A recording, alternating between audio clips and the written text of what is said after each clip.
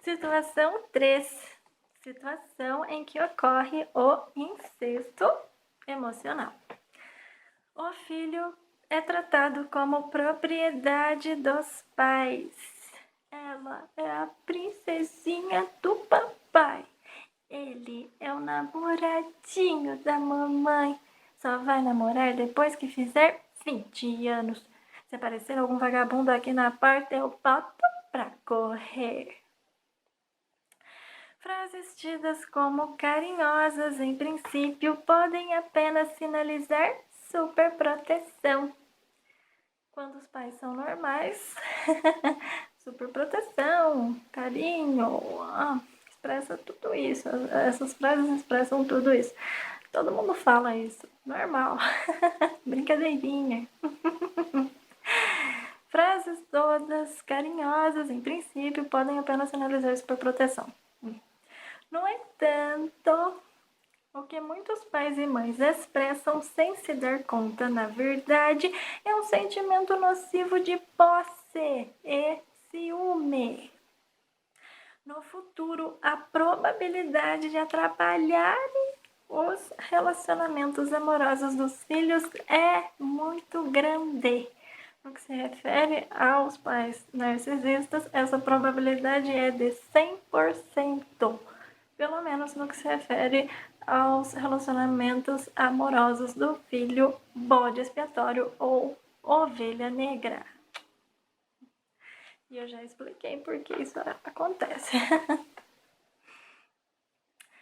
Segundo Silvia Malamud, há pais e mães que criam seus filhos para lhe fazerem companhia e não deixam que se relacionem com amigos.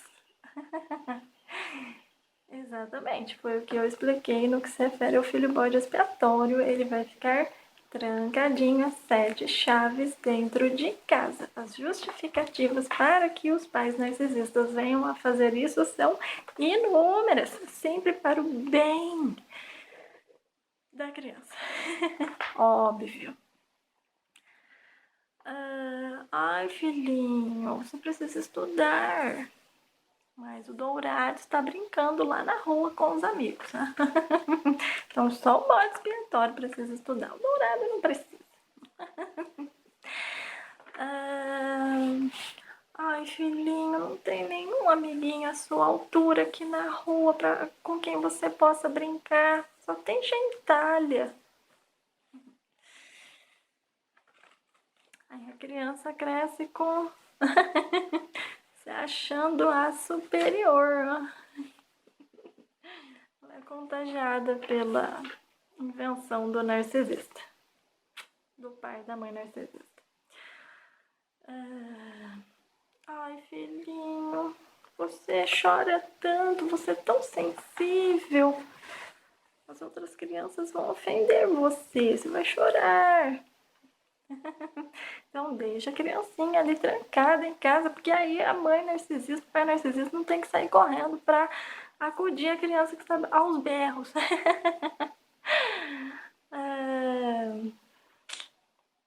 É mais cômodo assim para os pais. A criança não dá trabalho. Os pais não tem que se dar o trabalho de correr para acudir a criança. Mas e o desenvolvimento pessoal da criança, onde é que fica? Pessoal e social.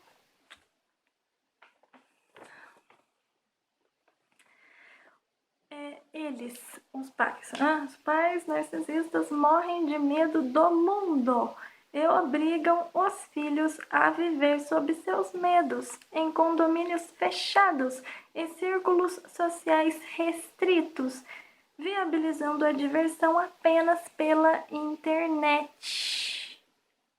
Hoje em dia tem internet, mas as crianças do passado, quando enfrentavam o narcisismo na família, ficavam em casa com o narcisista, então a dinâmica era outra, mas sempre uma dinâmica de abuso, de rejeição, e enfim.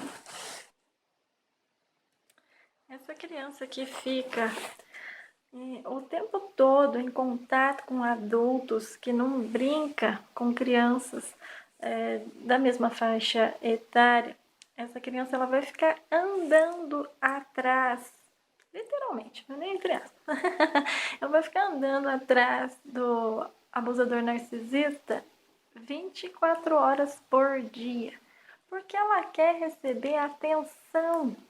Mas como o narcisista é autocentrado, só existe ele no mundo dele, ele só se lembra que existem outras pessoas quando ele precisa abusar delas. E aí ele vai até elas para, de fato, abusar delas e exercer seu poder, controle, e vir a se divertir à custa da pessoa. Essa criança vai andar atrás desse narcisista procurando atenção o tempo todinho. E daí, quando o parceiro afetivo, entre aspas, desse narcisista chegar em casa à noite, depois do trabalho, por exemplo, aí esse narcisista vai lá contar pro parceiro: ai, eu não aguento mais o bode expiatório, essa criança anda atrás de mim o dia inteiro. Aí às vezes a criança ouve essa crítica do narcisista. Ai, ai, ai. Aí essa criança vai chorar no banheiro, vai chorar no quarto. Ela se sente muito rejeitada. E, enfim, como aqui se faz, aqui se paga, vamos ler mais um pedacinho do texto. Sei de adultos cujos pais nunca permitiram que fossem dormir na casa de amigos ou parentes, não por achar a casa ou os pais dos amigos inadequados, mas por puro medo deles saírem de perto e se verem de frente à sua própria solidão, de perderem o controle completa. Enfim, esse narcisista poderia ter nos filhos amigos de verdade. Não forçar a amizade, como no caso da situação 1, já exposta. Mas vir pavimentar o terreno da infância, da juventude desses filhos, para que na fase adulta pais e filhos pudessem de fato vir a ter uma amizade. Mas o que os pais, esses pais narcisistas fazem? Esses pais narcisistas não constroem essa ponte, constroem muros para com os filhos. Impedem os filhos de terem a sua própria vida, de terem seus amigos, seus amores. E o narcisista, no fundo, como eu já expliquei em outros vídeos, ele é muito solitário. Porque apesar de na juventude ele ter vivido cercado de muitos amigos, ele mesmo nunca foi amigo de ninguém, porque ele não consegue criar vínculos verdadeiros com as pessoas. Que o narcisista, ele é problemático, ele não é amoroso, ele não é afetuoso. Então ele sente um vazio muito grande dentro de si e ele não consegue ficar só consigo mesmo nem por um segundo. Sabe aquelas pessoas que chegam em casa, já tem que ligar a televisão, o rádio, tem que ouvir alguma coisa para não ficar sozinha, só consigo mesma. Ela não quer, o narcisista não quer de forma alguma entrar em contato consigo mesmo. Porque ele sabe que tem um vazio muito grande, um vazio com o qual ele não quer se deparar, não quer confrontar.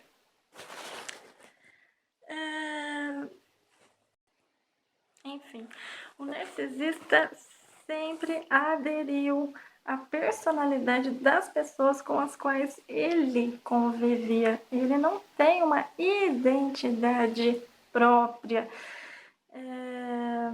Então, ele não tem autoconhecimento, ele sempre viveu para fora e ele não quer se deparar com o vazio que existe dentro de si mesmo. Por isso ele mantém o filho bode expiatório ali, próximo a ele, desde a mais tenra infância. O grande problema de se fazer isso é que, infelizmente, a gente se acostuma com tudo. até ficar trancado dentro de casa. Então, mesmo quando esses filhos puderem vir a ter a sua liberdade, já são adolescentes, já poderiam sair com seus amiguinhos e tal. Muitas vezes esses filhos não vão querer, porque eles sentem que, puxa, eu não vivi minha infância. Eu quero perder alguma coisa lá atrás e não sente que já pode exercer a sua... não sente que já pode viver a sua adolescência, a sua juventude e fica trancado dentro de casa, até porque não vai ter traquejo social, não vai saber se comportar socialmente, tem medo de Deus e de todo mundo. Então, fica trancado em casa mesmo. A gaiola está aberta, mas cadê a coragem para o passarinho poder alçar voo? Se eu não me engano, eu li um texto da Silvia Malamud no Somos Todos Um, sobre isso. O passarinho, a gaiola. Foi aí que eu comecei a entender a minha história. Foi graças a Silvia Malamud. Ela foi uma das pessoas que me fizeram sair da caverna de Platão. Me fizeram sair da Matrix. E agora estou lendo um texto com citações dela. Olha que bacana. Quando o mais jovem, o narcisista gosta de posar de altruísta, de bonzinho. Então ele costuma falar que eu não quero dar trabalho para ninguém quando eu envelhecer. Meus filhos podem me colocar em um asilo. Só que o tempo vai passando, a idade chega para todos e o narcisista resolve mudar de ideia. E critica filhos que põem os pais em asilo. Critica não, condena. Narcisistas condenam quem o faz. Na verdade, o narcisista quer ter uma companhia. Quando o narcisista tem filho, creio eu, que narcisista, durante a gestação do filho, o narcisista já idealiza um futuro para esse filho. E esse filho, quando nasce, ele tem que realizar o projeto de vida, o projeto de felicidade dos pais. Então, esse filho já nasce com um papel, com um script a seguir. Não pode ser ele mesmo, não pode seguir os próprios caminhos. Não na cabeça dos narcisistas. Outra forma de incesto emocional é a invasão da privacidade. Quando os pais querem exercer sua autoridade, entrando e saindo quando bem quiserem de seus quartos e banheiros. Exatamente isso. Filho de narcisista não tem direito à intimidade, à privacidade, não pode usar o banheiro. Narcisista, alguém tem que comunicar o narcisista, a existência e a serventia da porta, porque narcisista parece não saber para que serve uma porta. A convivência com abusadores narcisistas é muito difícil. A recomendação para os filhos de abusadores narcisistas é sempre ter uma chave que isole o próprio quarto. Há pais que vão aceitar isso? Nem todos vão aceitar. Então, há pais que vão cometer atos de violência, quebrar porta, quebrar tudo para adentrar o quarto dos filhos, com certeza.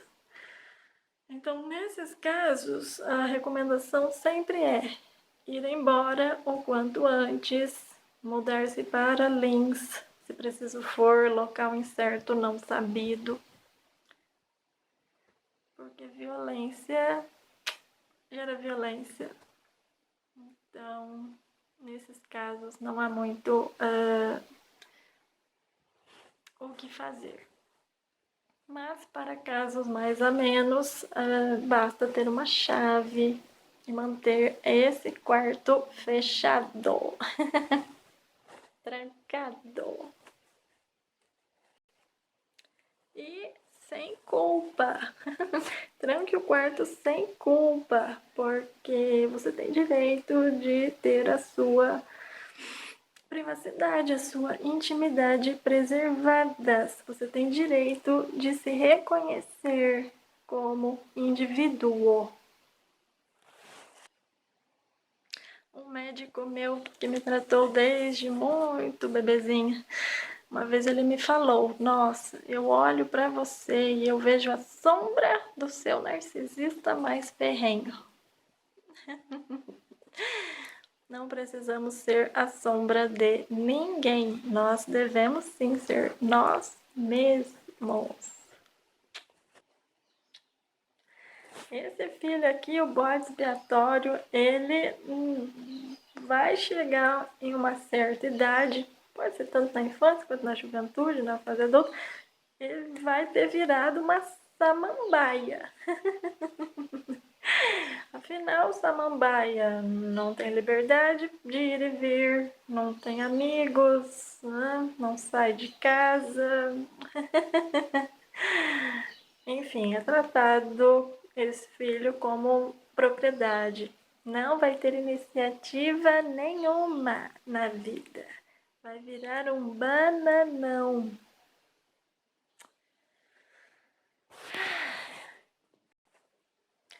Um objeto, um instrumento dos pais narcisistas para que esses pais venham a atingir os seus fins, quais sejam a felicidade do narcisista, dos pais narcisistas